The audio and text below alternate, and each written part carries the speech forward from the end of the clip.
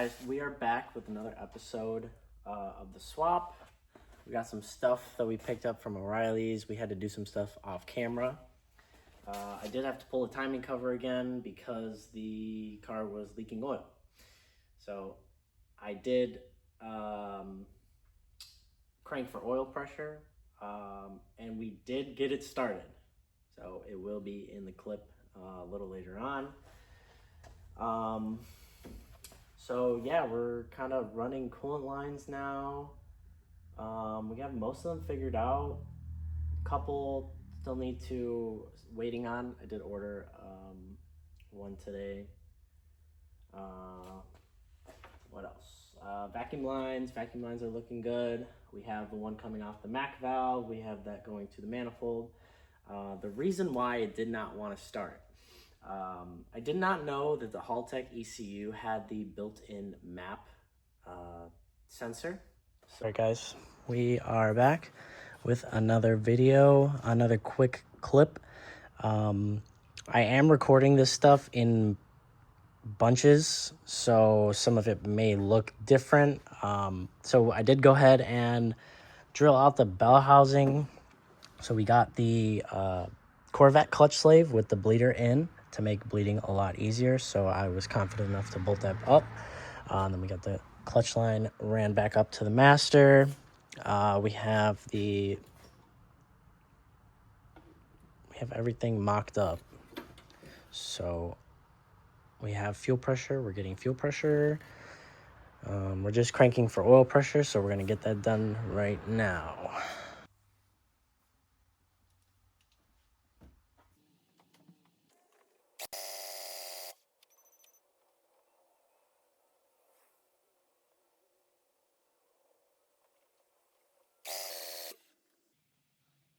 All right, we have this all mocked up. Gonna give it a crank. Try and watch the gauge. All right, I'm gonna pause that.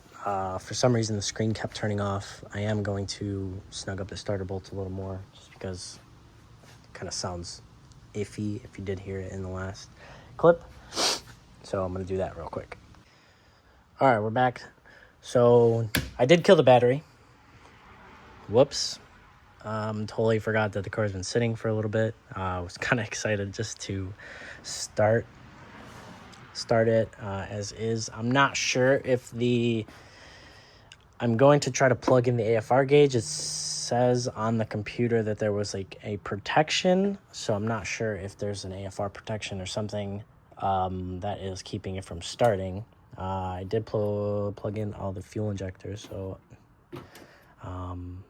again, I'm not sure if these like air and fuel and spark components are any good. These came with the engine, so I did have two fuel oil to choose from. I did go with the one that wasn't leaking, so it looks like it's holding now. I also do not have the vacuum port hooked up to the fuel pressure gauge regulator, so it doesn't seem to be holding pressure after the car is done cranking. But I was looking at the laptop. I can give you a quick look at what that looks like. So, dinosaur of a laptop. I do have another one. I just did not bring it with me this time. So hold on, start this up. So here's kind of what some of this looks like. All right, I cannot turn the flash off, so sorry for the glare. If we go to engine configuration, also not sure if this is the right page it should be on. Fuel tuning, sensors. This lets you select. So I am still learning all of this, so bear with me here. Plug in, waiting for device.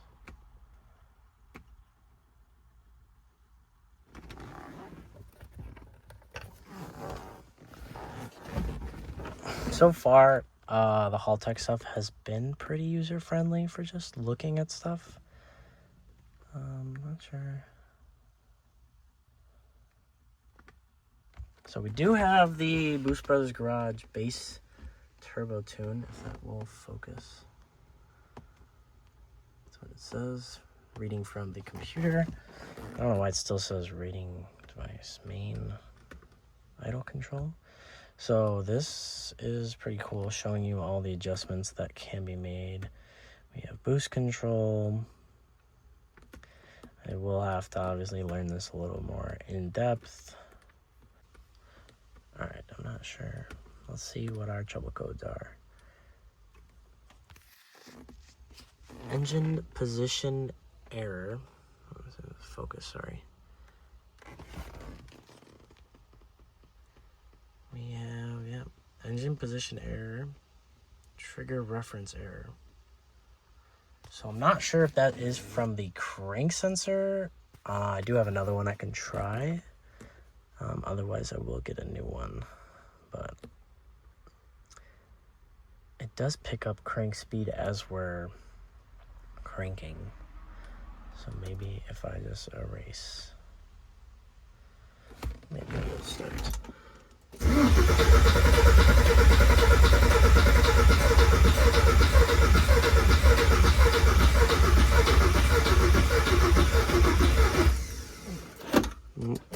Well, as you heard that, battery is dead. What is this focus? Come on. That's a shame. So yeah, we're at 11.1. I'll have to come back, put a battery tender on it, and then get going. So I did just go to the Ace Hardware and pick up some fittings for the bottom side of the manifold. I did have one laying around from somewhere. So this one is the one I'm using for one of them. Then the other ones, once I get those on there, I'll show you that. But we're pretty much gonna bolt a majority of the things up. The only coolant line I am missing is the one that goes from the upper 1.8T water neck down to the bottom of the radiator. I just got the hose that goes to the upper port. Now, me having a turbo car, I just replaced this coolant tank. So I got a new one, and it does have 2 coolant ports on it. So me going back and forth looking at other people's things, a lot of people are doing this to NA cars. I'm not sure if the turbo guys swapped the coolant tank, but I think I did find a kind of loophole, I guess. The only thing is going from a small diameter hose to, I think this is 3/8 on the tank. So I'll show you what I'm talking about right here. So this is what I'm talking about with the coolant. So this one right here usually did go to I believe this went to the turbo water pump. I don't remember exactly, but basically this one that I routed back there goes to the vent on the upper coolant neck, which I don't know if I'll be able to show you. So right there. That hose right there. So that one is coming up here. People say, so I did go ahead and cut this one already, thinking that I was gonna vent it into this, because this one goes to the tank, and then it goes to the top of the radiator right here to that plastic fitting. So I was gonna try to get an adapter to try to go from here to here. I don't know if that'll work. I still may try that. If not, I did cut this already. I do have this barb just in case that I do get this line on here somehow. Then I have a hose for here to here. I am using the stock turbo coolant pipe for this. So this one is going to go to right here. I believe the turbo radiators have more connections, which I think that one only being the only extra one. And then these I may end up using for the coolant feed on the turbo. I'm not sure yet. I'm not sure how guys are running that, or if they're just running oil cooled. I believe this oil cooler should be big enough. I do plan on putting the plastic housing back on there to direct airflow through the top of the radiator. And then we still have to get an intercooler. I did order the charge pipes, so those will be coming, so we'll have to make those. And yeah, I have done a lot off camera.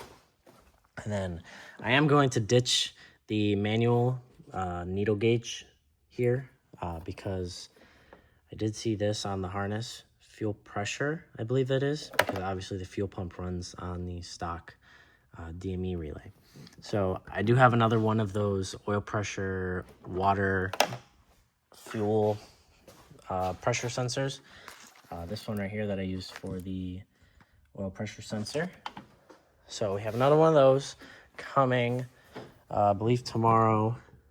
I do have a bunch of stuff coming tomorrow. So we'll put that on there, and then we'll plug this in there. We'll have fuel pressure read at the ECU, so we will be able to see that on the laptop. But yeah, things are looking good. Probably going to get the booster back in today. It's right there. Yeah, and then I did have to drain the oil, so I did buy a strained funnel because some stuff, I didn't know if there was any residual stuff sitting in there from the from sitting, or you know, whoever had this engine last. I did open it up, obviously, because I had the cover off when I got the engine. Everything looked really clean, which I was really happy with. So I have full confidence in this engine. So yeah, we'll give you a little update once I get some stuff in. All right, we are back. So I decided to block off this one for now. And then I did find a way to make this work. I did have this extra line, so I ended up using that and routed that up to the top of the radiator. I got everything plugged in. I was gonna start it. I just put oil in it, strained that out. I ran all the vacuum lines under here. So, and then the brake booster line. I did go ahead and put the check valve back in here for the stock vacuum diagram. So that comes from the manifold, and then comes through the check valve, goes through this T, and then one of them goes down to the heater core down there, and then the other one goes to the vacuum canister. So you still have, you know, brakes and whatnot. So it is a little bit of a mess here. So I did have these power negative cables already made with the stock engine. They were great. So I know that the guy, DC Machinist, does make ones for the 5-cylinder. I just, however, didn't want, okay, that, fix that later. I just wanted to use the ones that I had already. I think I could make them work. They were a little long, but it shouldn't be an issue. So, yeah, so I got that. I'm just making sure. So when I put this coolant line on, I'm guessing I might have to push up this line and then run this. So this coolant line will come around here, and I believe go over here, and then it will connect to this one. And then I'm not sure what I'm gonna do here, if I'm gonna maybe zip tie this here. A lot of people do make the hard line come out from over here.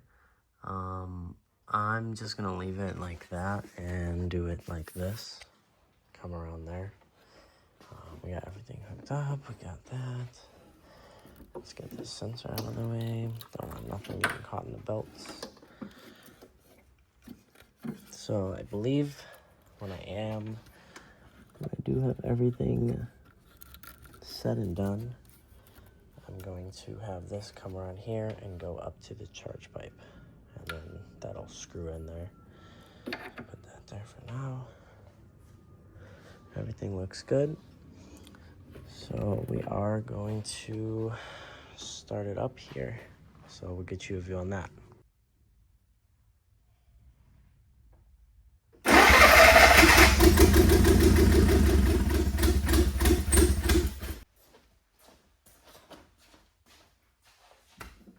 as you can all see, it does start, runs, dies. Yeah. Again, I don't know if that's because the turbo system is not sealed. The injectors could be wrong because these are the stock injectors that come with the engine. There could be an air leak from the injector ports because the injectors are not sitting properly inside the manifold. But everything else looks to be in good shape. Oh,